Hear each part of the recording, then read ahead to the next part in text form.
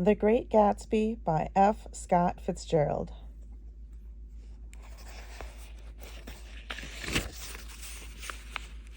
We're now on Chapter 8. I couldn't sleep all night. A foghorn was groaning incessantly on the sound, and I tossed half sick between grotesque reality and savage, frightening dreams. Toward dawn, I heard a taxi go up Gatsby's Drive, and immediately I jumped out of bed and began to dress. I felt that I had something to tell him, something to warn him about, and morning would be too late. Crossing his lawn, I saw that his front door was still open, and he was leaning against a table in the hall, heavy with dejection or sleep. "Nothing happened," he said wanly. I waited, and about 4 o'clock she came to the window and stood there for a minute, and then turned out the light. His house had never seemed so enormous to me as it did that night, when we hunted through the great rooms for cigarettes. We pushed aside curtains that were like pavilions, and felt over innumerable feet of dark wall for electric light switches. Once I tumbled with a sort of splash upon the keys of a ghostly piano. There was an inexplicable amount of dust.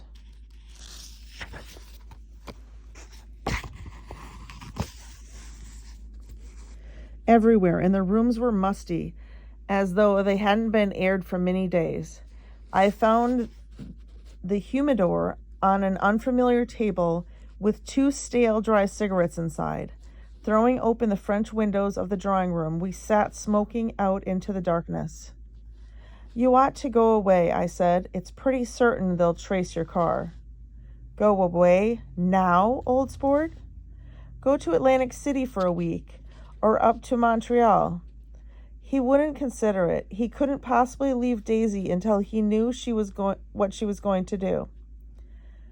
He was clutching at some last hope that I couldn't bear to shake him free. It was this night that he told me the strange story of his youth with Dan Cody. Told it to me because J. Gatsby had broken up like glass against Tom's hard malice, and the long secret extravaganza was played out. I think that he would have acknowledged anything now, without reserve, but he wanted to talk about Daisy. She was the first nice girl he had ever known. In various unrevealed capacities he had come in contact with such people, but always with indiscernible barbed wire between. He found her excitingly desirable. He went to her house at first with other officers from Camp Taylor, then alone. It amazed him. He had never been in such a beautiful house before. But what gave it an air of breathless intensity was that Daisy lived there. It was as casual a thing to her as his tent out at camp was to him. There was a ripe mystery about it, a hint of bedrooms upstairs, more beautiful and cool than other bedrooms, of gay and radiant activities taking place throughout its corridors, and of romances that were not musty and laid away already in lavender, but fresh and breathing and redolent of this year's shining motor cars and of dances whose flowers were scarcely withered. It excited him, too, that many men had already loved Daisy. It increased her value in his eyes. He felt their presence all about the house, pervading the air with the shades and echoes of still vibrant emotions. But he knew that he was in Daisy's house by a colossal accident.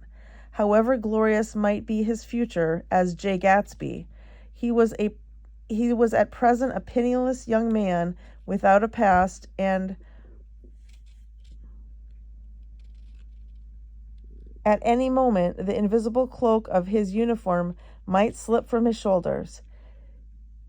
So he made the most of his time. He took what he could get, ravenously and unscrupulously. Even Eventually, he took Daisy one still October night, took her because he had no real right to touch her hand. He might have despised himself, for he had certainly taken her under false pretenses. I don't mean that he had traded on his phantom millions, but he had deliberately given Daisy a sense of security. He let her believe that he was a person from much the same stratum as herself, that he was fully able to take care of her. As a matter of fact, he had no such facilities.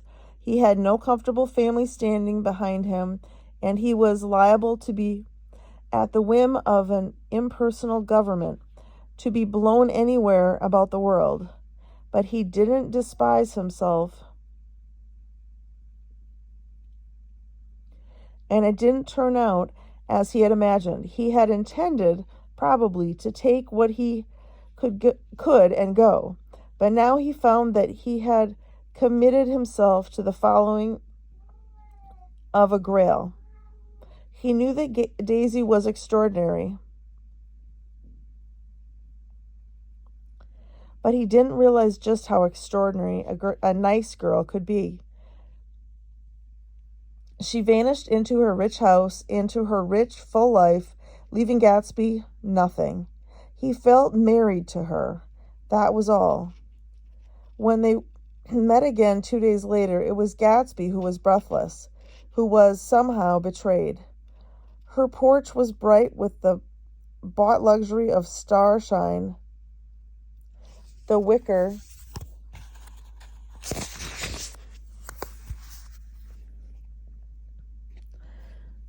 of the settee squeaked fashionably as she turned toward him,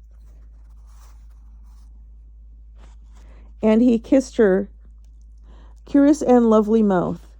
She had caught a cold, and it made her voice huskier and more charming than ever, and Gatsby was overwhelmingly aware of the youth and mystery that wealth imprisons and preserves, of the freshness of many clothes, and of Daisy gleaming like silver, safe and proud above the hot struggles of the poor.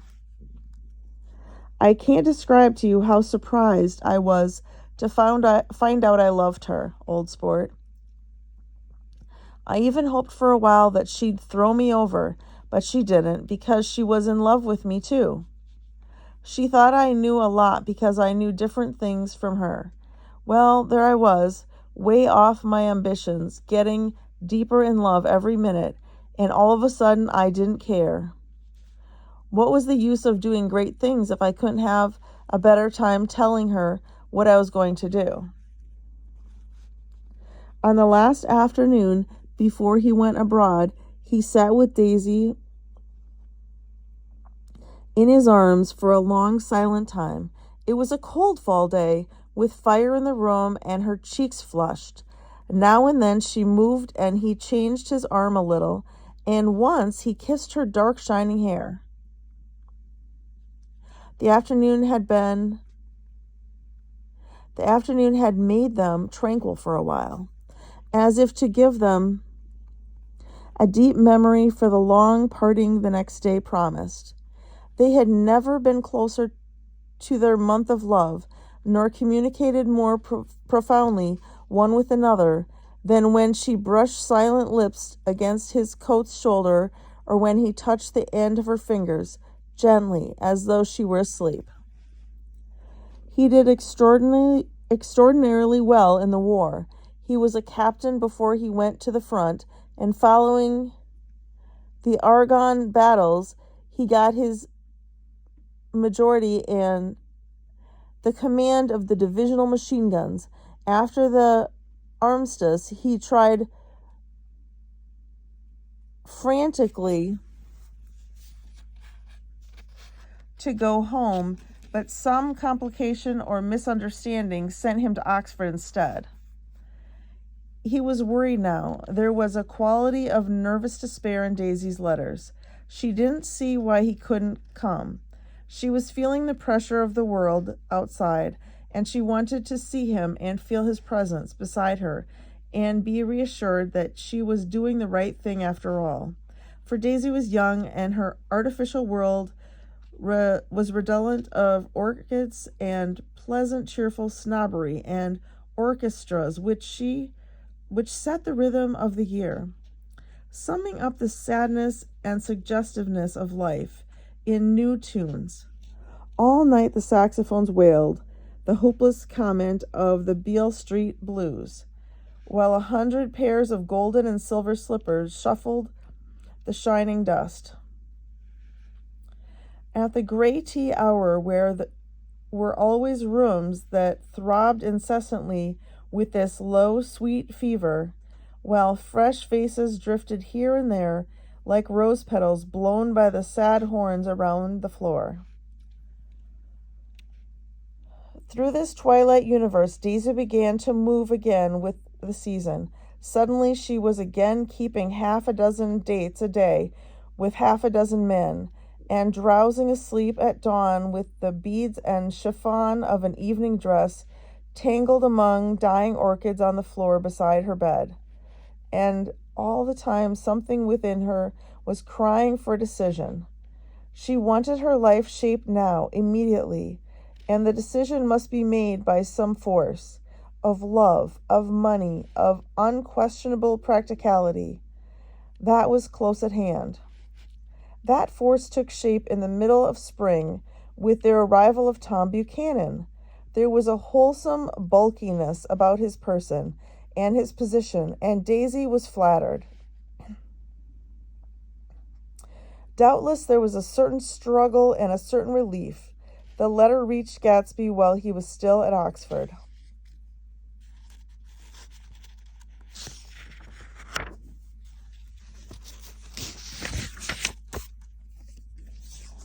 It was dawn now on Long Island, and we went about opening the rest of the windows downstairs, filling the house with gray gold turning light. The shadow of a tree fell abruptly across the dew, and ghostly birds began to sing among the blue leaves. There was a slow, pleasant movement in the air, scarcely a wind, promising a cool, lovely day. I don't think she ever loved him. Gatsby turned around from a window and looked at me challengingly. You must remember, old sport, she was very excited this afternoon. He told her those things in a way that frightened her, that made it look as if I was some kind of cheap sharper.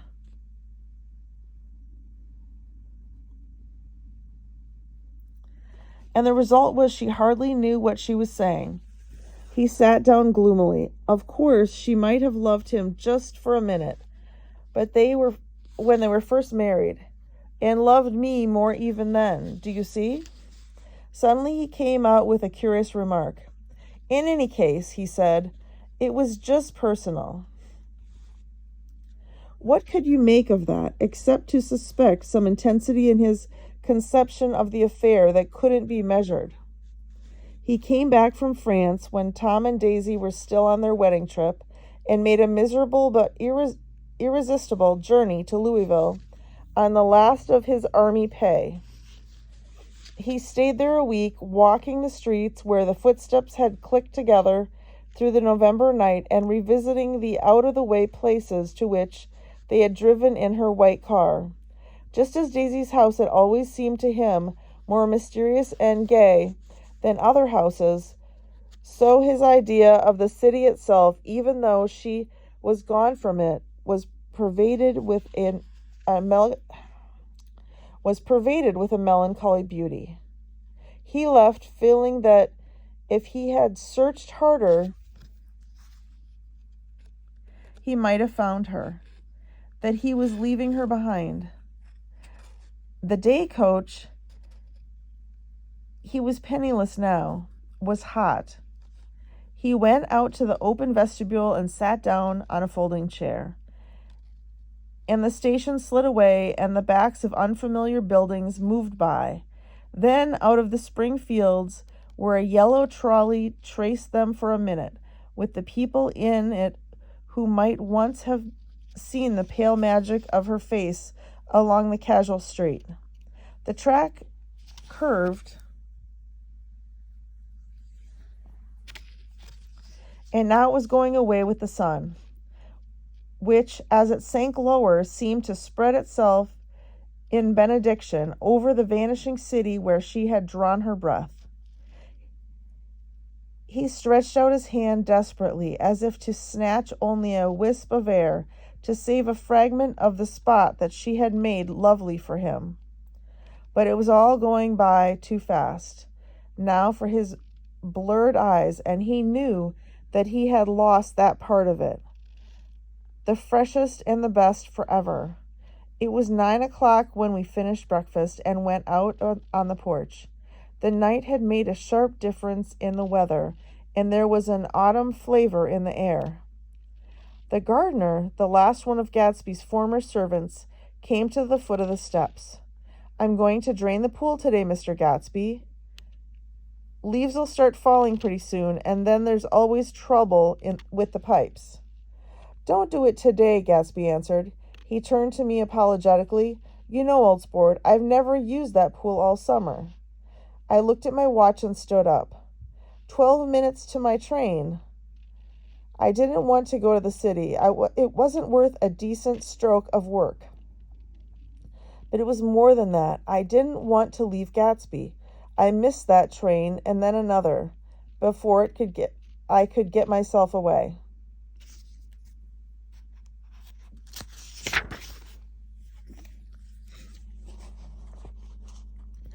"I'll call you up," I said finally. "Do, old sport.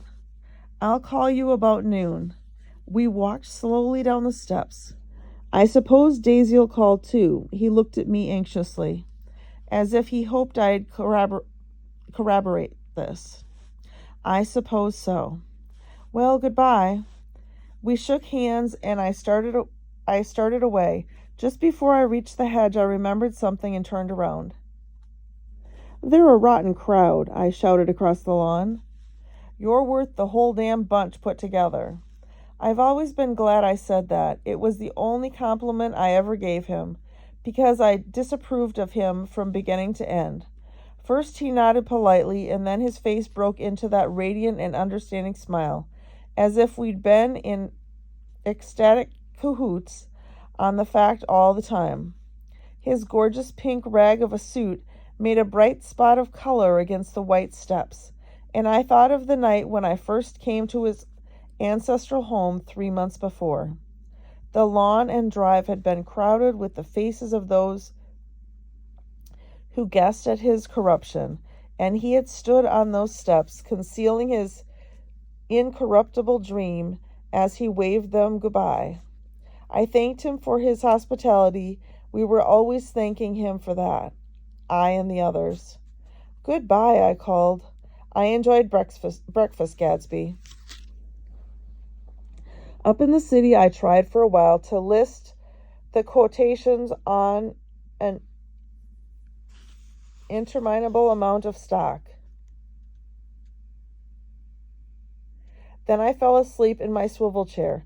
Just before noon, the phone woke me, and I started up with sweat breaking out on my forehead. It was Jordan Baker. She often called me up at this hour because the uncertainty of her own movements between hotels and clubs and private houses made her hard to find in any other way. Usually her voice came over the wire as something fresh and cool, as if a divot from a green golf links had come sailing in at the office window. But this morning it seemed harsh and dry. "I've left Daisy's house," she said. "I'm at Hampstead, and I'm going down to Southampton this afternoon." Probably it had been tactful to leave Daisy's house, but the act annoyed me, and her next remark made me rigid. "You weren't so nice to me last night." How could it have mattered then? Silence for a moment. Then, "However, I want to see you." "I want to see you too." I suppose I don't go to Southampton and come into town this afternoon." No, I don't think this afternoon. Very well. It's impossible this afternoon. We talked like that for a while, and then abruptly we weren't talking any longer. I don't know which of us hung up with a sharp click, but I know I didn't care. I couldn't have talked to her across a tea table that day if I never talked to her again in this world.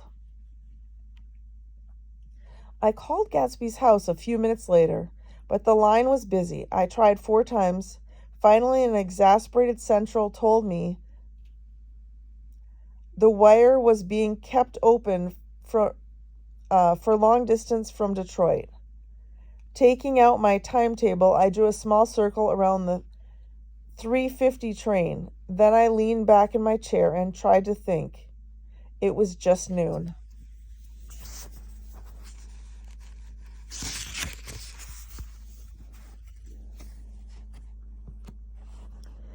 When I passed the ash heaps on the train that morning, I had crossed deliberately to the other side of the car. I suppose there'd be a curious crowd around there all day, with little boys searching for dark spots in the dust, and some garrulous man telling over and over what had happened, until it became less and less real, even to him, and he could tell it no longer, and Myrtle Wilson's tragic achievement was forgotten. Now I want to go back a little and tell what happened at the garage after we left there the night before. They had difficulty in locating the sister, Catherine. She must have broken her rule against drinking that night, for when she arrived she was stupid with liquor and unable to understand that the ambulance had already gone to Flushing. When they convinced her of this, she immediately fainted, as if that was the intolerable part of the affair. Someone, kind or curious, took her in his car and drove her in the wake of her sister's body. Until long after midnight, a changing crowd lapped up against the front of the garage, while George Wilson rocked himself back and forth on the couch inside. For a while, the door in the office was open, and everyone who came into the garage glanced irresistibly through it. Finally, someone said it was a shame and closed the door. Michaelis had several other men were with him, first 4 or 5 men, later 2 or 3 men. Still later, Michaelis had to ask the last stranger to wait there 15 minutes longer, while he went back to his own place and made a pot of coffee. After that, he stayed there alone with Wilson until dawn. About 3 o'clock, the quality of Wilson's incoherent muttering changed. He grew quieter and began to talk about the yellow car. He announced that he had a way of finding out whom the yellow car belonged to. And then he blurted out that a couple of months ago his wife had come from the city with her face bruised and her nose swollen. But when he heard himself say this, he flinched and began to cry. Oh, my God. Again, in his groaning voice, Michaelis made a clumsy attempt to distract him. How long have you been married, George? Come on there. Try and sit still a minute and answer my question. How long have you been married? 12 years. Ever had any children? Come on, George, sit still. I asked you a question. Did you ever have any children? The hard brown beetles kept thudding against the dull light, and whenever Michaelis heard a car or tearing along the road outside, it sounded to him like the car that hadn't stopped a few hours before. He didn't like to go into the garage because the workbench was stained where the body had been laying. So he moved uncomfortably around the office. He knew every object in it before morning, and from time to time he sat beside Wilson, trying to keep him more quiet. Have you got a church to go to sometimes, George? Have you got a church you go to sometimes, George? Maybe even if you haven't been there for a long time. Maybe I could call up the church and get a priest to come over, and he could talk to you, see? Don't belong to any.